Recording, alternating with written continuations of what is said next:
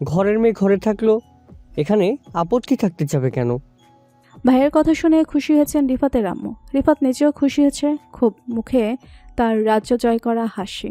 ভাবতেও পারছে না এত সহজেই সবাই সবটা মেনে নিয়েছে। সুভার গলায় খাবার আটকে এসেছে, গিলতে কষ্ট হচ্ছে যেন।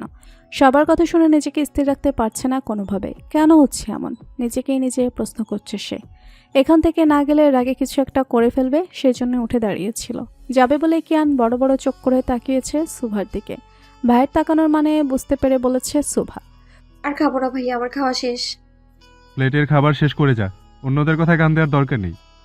সুভার ভালো লাগছে না। কিয়ানকে কোনো রকমে বুঝিয়ে উঠে চলে গেছে নিজের রুমে। সুভা যাওয়ার দিকে তাকিয়েছে, কোনো কারণে হাসছে আনহা।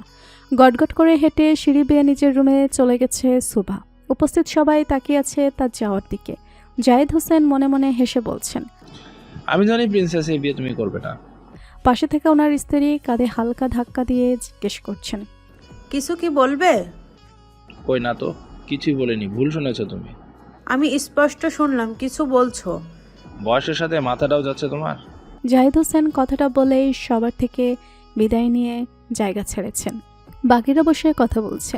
এখনও রিফাতটা আজকে থাকবেন এখানে। রুমে ঢুকে শব্দ করে দরজাটা বন্ধ করে দিয়েছে সুভা। এত জোরে দরজা আটকানোর শব্দে সবাই তাকিয়েছে সেদিকে। কিয়ানের খাওয়া শেষ, তবুও সে বসে আছে কি কথা হচ্ছে শোনার জন্য।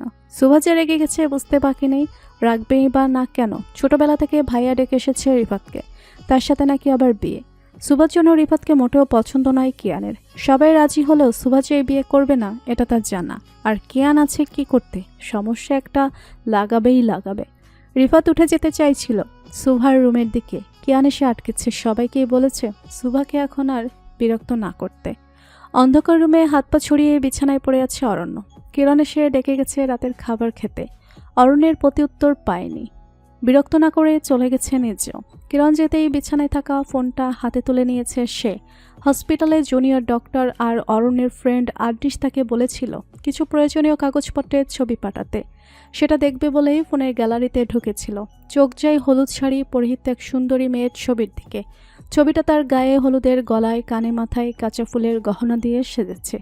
হলুদ শাড়ি, কাঁচা ফুলের গহনা, ঠিক যেন সূর্যমুখী ফুলের মতো লাগছে। তাকে মুখে ঘায়েল করা মিষ্টি হাসি, এই হাসিতেই পাগল হয়েছিল অরণ্য। মেয়েটার কথা বলার ভঙ্গি, চালচলন নজর কেড়েছিল তার। ছবিটা প্রায় 2 বছর আগের, তখনকার সুভার সাথে আজকে সুভার কত ব্যবধান। আগে যে মেয়ে কারণে অকারণে হাসত, সে এখন প্রয়োজন ছাড়া কারোর সাথে কথা পর্যন্ত বলে না সে। এত পরিবর্তন কেন? এই পরিবর্তনের কারণটাই বা কি? সবটাই অজানা অরণ্যের কাছে। অরণ্য উঠে যাচ্ছিল, খিদেই পেটে ইঁদুর দৌড়াচ্ছে, তার না খেলে হবে না। ফোন এসেছে আনহার নম্বর থেকে, দেখেও রিসিভ করেনি অরণ্য। খেয়ে দিয়ে আগে চাঙ্গা হবে, তারপর বাকি সব। কিন্তু বারবার ফোন দিচ্ছে আনহা, দরকারি কিছু বলবে হয়তো। এইভাবে রিসিভ করতে নিচ্ছিল, কিন্তু রিসিভ করার আগে কলটা কেটে গেছে। আনহা ছবি পাঠিয়েছে কিছু, অরণ্য ছবিগুলো দেখলো। দেখা মাত্রই পায়ের রাগ মাথায় উঠে গেছে। তার ফোনটাকে এত জোরে ছুঁড়ে ফেলেছে যে দেয়ালে থাকা কাচের ফ্রেমের ছবিটা ভেঙে মেঝেতে পড়েছে।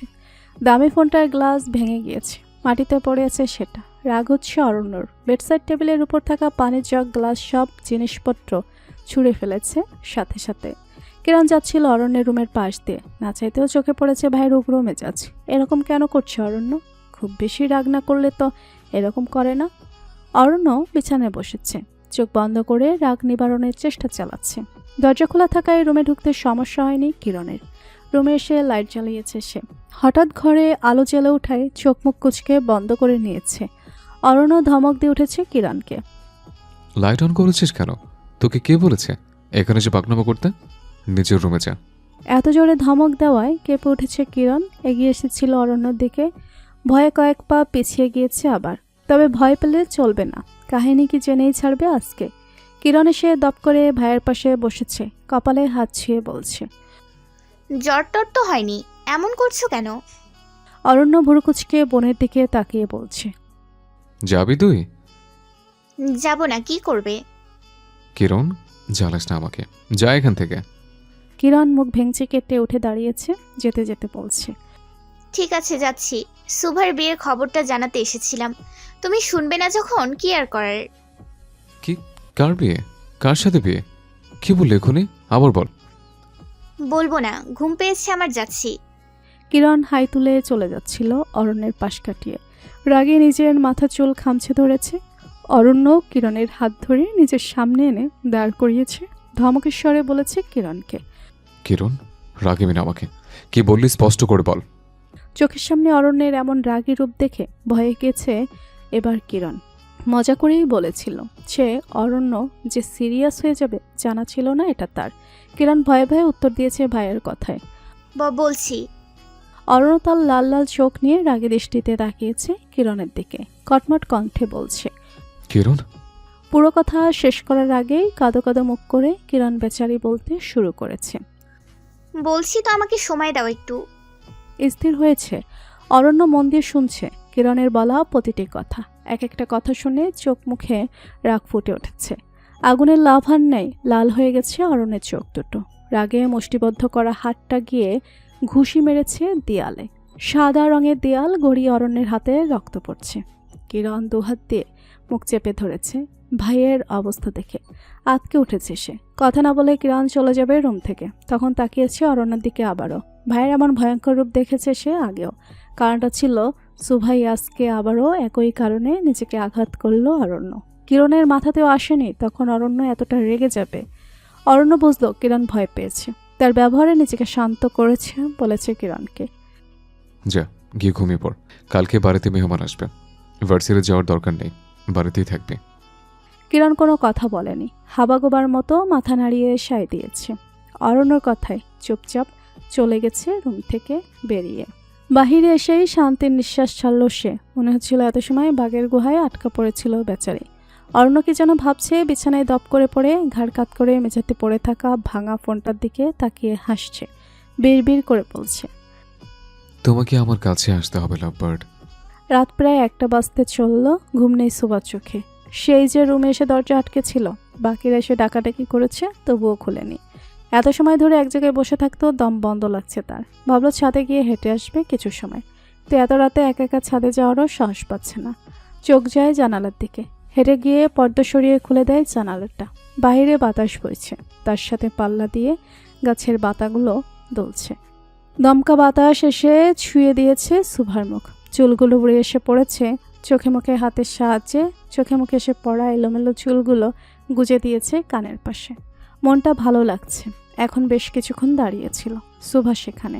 এবার তার ঘুমানো দরকার। সুভা ছাড়া বাড়ির কেউই হয়তো জেগে নেই এই সময়। জানালাটা বন্ধ করে দিয়ে চলে যেতে চাইছিল। মনে হলো নিচে কারো গাড়ি দাঁড়িয়ে আছে। সুভার রুমের জানালা দিয়ে পুরোপুরি দেখা যায় গেটের সামনে। কিছু হলে তাই নজর এড়ায়নি তার। ভালো করে দেখলে বুঝতে পারল সুভা। একটা কালো রঙের কার দাঁড়িয়ে আছে সুভাদের বাড়ির গেটের সামনে। তো এত রাতে এখানে কে আসবে? ভেতরে কেউ বসে আছে গাড়ির স্টিয়ারিং মাথা রেখে। অপলক দৃষ্টিতে তাকিয়ে আছে সুভার দিকে। মানুষটাকে বুঝতে অসুবিধা হয়নি সুভার। মনে মনে ভাবছে এত রাতে অরণ্য কি করছে এখানে। কোনো এক অজানা কারণে না চাইতেও পা দুটো আটকে গেছে সুভার। চেয়েও জায়গা ছাড়তে পারছে না সে। গাড়িতে বসে থাকা অরণ্যের ঠোঁটের কোণে রহস্যভরা হাসি। ওভাবে বসে থেকেই বলছে অরণ্য, আমাকে কাছে পাওয়ার আশায় একদিন তুমিও চাতক পাখির মতো ডানা চাপটাবে, কিন্তু পাবে না। কি যেন ভেবে হাসছে অরণ্য। সুভা এখনও দাঁড়িয়ে দাঁড়িয়ে দেখছে তাকে। অরণ্য দেরি করেনি। মুহূর্তে গাড়িটাও ফুল স্পিডে ছেড়ে চলে গেছে সুভার চোখের সামনে থেকে। অরণ্যে চলে যাওয়া গাড়ির দিকে তাকিয়ে আছে সুভা। মনে হলো প্রচণ্ড রাগ করেছে এমনটা। সুভা চোখ বন্ধ করে নিঃশ্বাস ছাড়ল। এসব কথা মাথা থেকে ঝেড়ে ফেলতে হবে। তাকে ঘুমানো প্রয়োজন। বিছানায় পড়ে ছটফট করছে সুভা। ঘুম নেই তার দু চোখের পাতায়। চোখটা বন্ধ করলেই কেন সেই চেনা পুরুষের হাসি মাখা মুখটা ভেসে উঠছে বারবার। নিজেই নিজেকে প্রশ্ন করছে সুভা, আজকে কেন এমন আফসোস হচ্ছে? দোষ তো তার ছিল না। কেন মনে হচ্ছে সেদিন বোকামো করে বিয়েটা ভেঙে না দিলে আজকে আনহার জায়গায় অরণ্যের পাশে সুভাই থাকতো। সুভার আজকে খুব করে মনে পড়ছে সেদিনের কথা। সুভার সাথে অরণ্যের বিয়ে ঠিক ছিল। সেই ছোটবেলা থেকেই গম্ভীর স্বভাবের অরণ্যকে খুব ভয় পেত সুভা। সবসময় যাতায়াত ছিল দুই পাড়ির মানুষের। অরণ্যের আব্বুর সাথে সুভার আব্বুর বন্ধুত্বের সম্পর্ক। সেই সম্পর্ককে আত্মীয়তার সম্পর্কে নিয়ে আসতে চাইছিলেন দুজনেই। সেজন্যই দুই বন্ধু একজনের একমাত্র ছেলের সাথে আরেকজনের একমাত্র মেয়ের বিয়ে ঠিক করে রেখেছিলেন। অরণ্য তখন মেডিকেলের স্টুডেন্ট। সুভা তাকে লক্ষ্য করত। সবসময় অরণ্যের কথাবার্তা সব কিছুই খুব করে টানত তাকে। দু একবার কথা হয়েছে। সেই কথা থেকেই ভালো লাগা। দেখতে দেখতে কীভাবে যে ভালো লাগাটা ভালোবাসায় রূপ নিয়েছে বুঝতেও পারেনি সে। সুভা বড় হলো, অরণ্য পড়াশোনা গুছিয়ে ডাক্তার হলো। দেখা হতো তাদের মাঝে মধ্যে, তবে সুভা কথা বলতো কম। আনহা আবার অরণ্যের বেস্ট ফ্রেন্ড, একসাথে পড়াশোনা করেছে দুজনে। আনহা অরণ্যও অরণ্যদের বাসাতে গিয়ে পড়ে থাকতো। বোনের মুখে সারাক্ষণ প্রিয় মানুষটার প্রশংসা শুনত। সুভা কিন্তু তারও যে অরণ্যকে ভালো লাগতো বুঝেনি এটা। সুভার আম্মুর একমাত্র বোন অর্থাৎ সুভার খালামণি আমেরিকায় থাকেন। সুভাকেও নিজের কাছে নিতে চাইছিলেন। তিনি জাহিদ হোসেনের আপত্তি ছিল এখানে। তিনি একমাত্র মেয়েকে এত দূরে পাঠাবেন না, কিন্তু সুভার অনেক ইচ্ছে সে তার খালামণিকে দেখবে, বাইরের দেশটা ঘুরে দেখবে। মেয়ের ইচ্ছে ছিল যাওয়ার, তাই নিজের অমত থাকলেও হাসি মুখে মেনে নিয়েছিলেন জাহিদ হোসেন। নিজেই ভিসা পাসপোর্ট সবকিছু রেডি করেছিলেন। ছেলের হবু বউকে একা ছাড়বেন না জাহানারা সুলতানা। সুভা মেয়েটাকে তিনি ছোটবেলা থেকে অনেক স্নেহ করেন। তখনই প্রস্তাব দিয়েছিলেন সবাইকে অরণ্যের সাথে তার বিয়েটা হয়ে যাক, পরে দুজন মিলে ঘুরতে যাবে। এই কথায় আবার সায় জানিয়েছিলেন সবাই। আনহা বাড়ির বড় মেয়ে হলেও সুভার সাথে অরণ্যের বিয়েতে দেরি করতে চাননি অরণ্যের আব্বু আম্মু। তাই তো এত ঘটা করে বিয়ের আয়োজন করেছিলেন ছেলের। বৌমা ওনার পছন্দের ছেলেরও অমত নেই, দেরি কোথায়। তড়িঘড়ি করে তখনই বিয়ের আয়োজন করা হলো। আজ হোক না কাল বিয়েটা হবে, তাই কেউই দেরি চায়নি। গায়ে হলুদ সেদিন সুভা মনে মনে খুশি ছিল, তার যাকে ভালো লাগে বিয়েটা তার সাথেই হতে চলেছে সেজন্য। কিন্তু কল্পনাতেও ছিল না মাঝপথে এসে নিজেকে সবটা এলোমেলো করে দিতে হবে। হলুদ শাড়িতে সেজেছে সুভা। বাগান থেকে তুলে আনা কাঁচা ফুলের গহনা পরানো হয়েছে তাকে। পুরো বাড়ি সাজানো হয়েছে সুন্দর করে। ফুলের গন্ধে মোমো করছে চারিপাশ। সুভা বসে আছে সবার মাঝখানে, দূরে দাঁড়িয়ে কেউ দেখছে তাকে। সুভার হাসি খুশি মুখটা পছন্দ হলো না। তার পাশে সাজানো ফুলগুলো হাত দিয়ে একটা একটা করে ছিঁড়ে মাটিতে ফেলছে। এমনিতেই রেগেছিল আনহা, তার মধ্যে আবার অরণ্য ফোন দিয়েছে। ভাবলো অরণ্য তাকে মেসেজের উত্তর দিবে। রাগ সারিয়ে পটাপট ফোন কলটা রিসিভ করেছে। উদ্বিগ্ন হয়ে জিজ্ঞেস করেছে অরণ্যকে, হ্যাঁ অরণ্য, কি বলবি বল। আমার পাঠানো মেসেজটা দেখলি না তখন? কিসের মেসেজ? ফোনটা মাত্র হাতে নিলাম, হঠাৎ করেই মনে পড়লো আজকে আমার বউয়ের গায়ে হলুদ, কিন্তু আমি বাড়িতেই থাকতে পারিনি। ইমার্জেন্সি পেশেন্ট থাকে, হসপিটাল আসতে হলো। অরণ্যের মুখে আবারও সুভার কথা শুনে নিজেকে স্থির রাখতে পারছে না আনহা। ইচ্ছে করছে সবকিছু ভেঙে চুরে শেষ করে দিতে। অরণ্য বারবার ডাকছিল তাকে, নিজেকে স্বাভাবিক করে উত্তর দিয়েছে তখন। কি বলার জন্য ফোন দিয়েছিস? একটা কাজ করে দে, তোর জন্য সুন্দর টাকলা পেট মোটা টাইপ জামের ব্যবস্থা করে দেব। কি কাজ? তোর বোনের মানে আমার বউয়ের পাশে গিয়ে কয়টা ছাকা নাকা ছবি তোর আমাকে সেন্ড কর। অরণ্যের কথায় আনহার রাগ হচ্ছে। খুব কাটা ঘায়ে নুনের ছিটে ফেলার কাজটা ভালোভাবেই করে দিয়েছে অরণ্য। না পেরেই বলেছে অপেক্ষা করতে। সে ছবি পাঠাবে সুভার। আনহার মনে সুভার প্রতি রাগ আর ঘৃণা বেড়ে উঠেছিল। না চাইতেও খারাপ ব্যবহার করছিল সবার সাথে। বিয়ের ঝামেলায় কেউ আর এই বিষয়ে গুরুত্ব দেয়নি। এখানেও আনহার রাগ, তাকে কেন সবাই এত হেলাফেলা করবে। অরণ্যকে ছোটবেলা থেকে পছন্দ করে আনহা, সে না পেলে অন্য কারোরও হতে দিবে না অরণ্যকে ভেবে নিয়েছিল এটা। হলুদের অনুষ্ঠান প্রায় শেষ। সুভা নিজের রুমে এসেছে অনেক আগেই। এত সময় ওয়াশরুমে ছিল, শাওয়ার নিয়েছে মাত্রই। আয়নার সামনে গিয়ে টাওয়ালের সাহায্যে ভেজা চুলগুলো মুছে নিচ্ছে। পুরো মুখটা তার হলদে হয়ে আছে। মনে মনে ভাবছে এরকম হলদেটে চেহারায় বিয়ের সাজটাই ভালো দেখাবে না তার। সুভার মনে হলো দরজার সামনে কেউ দাঁড়িয়ে আছে। এত রাতে আসলেই বাকে। ভালো করে দেখলে বুঝতে পারে আনহা এসেছে সুভার রুমে। আয়না থেকে চোখ সরিয়েছে, দরজার পানে তাকিয়েছে সুভা। মুখে হাসি টেনে আনহাকে ভিতরে আসতে বলেছে। আনহা ভিতরে এসেছে ঠিকই, তবে কিছু না বলে দাঁড়িয়ে আছে সুভার সামনে। সুভার বারবার মনে হচ্ছে আনহা কিছু বলতে চায় তাকে। কিছু বলবি আপু? সুভার কথায় দ্রুত তার হাত ধরে বলছে সুভা। তুই অরণ্যর সাথে বিয়েটা ভেঙে দে সুভা। সুভার মুখে কথা নেই, নির্বাক সে স্তব্ধ হয়ে তাকিয়ে রইল আনহার পানে। হঠাৎ এমন কথার মানে বোধগম্য হচ্ছে না তার। বিয়ে ভেঙে দিব মানে? সুভা তুই একটা কথা বলতো, অরণ্যর সাথে কখনো আমি ছাড়া অন্য কোনো মেয়েকে দেখেছিস? মাথা নাড়িয়ে নাসূচক উত্তর দিল সুভা।